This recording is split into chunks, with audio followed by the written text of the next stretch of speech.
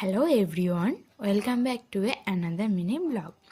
অনেক দিন পর আরও একটি মিনি ব্লগ নিয়ে চলে এসেছি। আজ শেয়ার করব একটা আনবক্সিং ভিডিও। আমি মিশো থেকে একটি ক্রস বডি বা সিলিং ব্যাগ অর্ডার করেছিলাম। এই যে দেখো, এইটার ছবি। তো তারই আনবক্সিং ভিডিও তোমাদের সাথে শেয়ার করছি।